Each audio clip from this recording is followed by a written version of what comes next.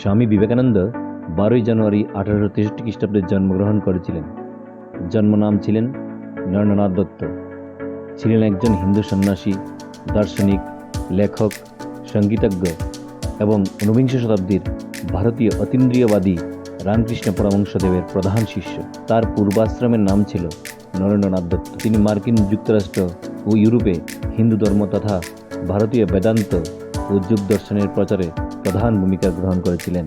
অনেকে ঊনবিংশ শতাব্দীর শেষার্ধে বিভিন্ন ধর্মমতের মধ্যে পারস্পরিক সুসম্পর্ক স্থাপন এবং হিন্দু ধর্মকে বিশ্বের অন্যতম প্রধান ধর্ম হিসেবে প্রচার করার কৃতিত্ব স্বামীজিকে দিয়ে থাকেন। ভারতে হিন্দু পুনর্জাগরণের জন্য তিনি ছিলেন অন্যতম পুরোধা ব্যক্তিত্ব। সেই সঙ্গে ব্রিটিশ ভারতে ভারতীয় জাতীয়তাবাদের ধারণাটি প্রবর্তন করেন। স্বামীজি বলেছেন, অনুতাপ করো না, পূর্বে যেসব কাজ করেছ সেসব নিয়ে মাথা ঘামাইও না। এমনকি যেসব ভালো কাজ করেছ তাও স্মৃতিপথ থেকে দূর করে দাও। অপরের দুস্তুটি দেখিয়ে বেড়ান তো আমাদের কাজ নয়, উহাতে কোনো উপকার হয়। এমনকি ওইগুলি সম্বন্ধে আমরা চিন্তাও যেন না করি। সৎ চিন্তা করাই আমাদের উচিত। দোষের বিচার করিবার জন্য আমরা পৃথিবীতে আসি নাই। সৎ হয় আমাদের কর্তব্য। যেই রকম আপনি ভাববেন ঠিক সেই রকম আপনি হয়ে যাবেন। যদি আপনি নিজেকে দুর্বল হিসেবে বিবেচনা করেন তাহলে আপনি দুর্বল হয়ে যাবেন, আর আপনি যদি নিজেকে শক্তিশালী মনে করেন তাহলে আপনি শক্তিশালী হয়ে উঠবেন।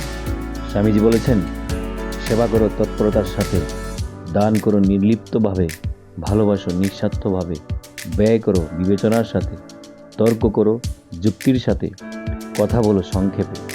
স্বামীজি আরও বলেছেন, যারা তোমাকে সাহায্য করেছে তাদের কখনো ভুলে যেও না। যারা তোমাকে ভালোবাসে তাদের কখনো ঘৃণা করো না। যারা তোমাকে বিশ্বাস করে তাদের কখনো ঠকিও না। স্বামীজি বলেছেন, উঁচুতে উঠতে হলে তোমার ভিতরের অহংকারকে বাইরে টেনে বের করে আনতে হবে এবং হালকা হতে হবে, কারণ তারাই উপরে উঠতে পারে যারা হালকা হয়। স্বামীজি বলেছেন, আমরা যেন প্রদীপ স্বরূপ, আর ওই প্রদীপের জ্বালাটাকেই আমরা জীবন বলি। যখন অম্লজান ফুরিয়ে যাবে তখনই আলোটাও নিভে যাবে।